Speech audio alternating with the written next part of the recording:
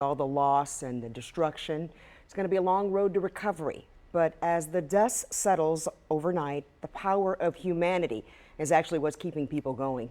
WMAR 2 News' Eddie Kadam live at the scene tonight after a day of chaos yesterday. What is the feeling in the community tonight, Eddie? Well, good evening, Kelly. The word today is moving forward. That's what people are doing here. The councilman and several other people in this area have been shipping people into their houses just so they can assess the damage with some firefighters and assessors to see what can be done, what they're going to do moving forward, if they're able to go back into their homes, when they can do that. There's also a day about reflecting and looking at what the people did for this community yesterday and are continuing to do.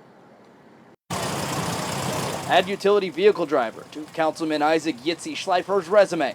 He's been shuttling people like 90-year-old Caroline Youngblood to see their homes and explain what their next steps are. What I've heard repeatedly is how people feel lucky that they've been alive, that they're still alive, and so certainly they see the damage on their property, but they're just happy that they made it out. So many people made it out because of these three, sitting on the porch reflecting. You'd never know they met yesterday. We built like a bond. It's weird, it's like uncommon. You don't just meet people and it's just like, hey, it's like, it's almost like we're a little family now. This is the aftermath of a friendship formed through tragedy.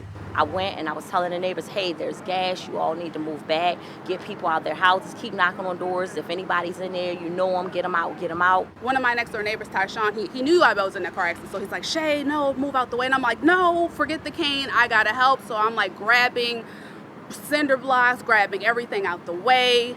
And then I was able to actually see her arm. I saw what she had on. I'm like, ma'am, we're here, we're coming to get you. All of them jumped into action. What makes them even more special is they don't feel like what they did was heroic.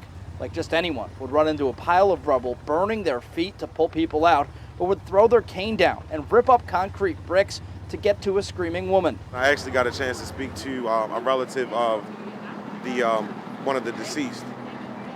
And I thought that it was really cool that she wanted to take time to meet me, and actually she embraced me, while dealing with her own emotion, just to say thank you. And like, to me, that just goes back to why I said what I said. I'm not a hero, I'm a human. They say while the goodwill and love is nice, the price doesn't have to be this high to make people see it. And let's just stop all the violence, because this could have been somebody else. It could have been in the east side. It could have been in West Baltimore. I just need us to all stay together like this and band together and love on each other.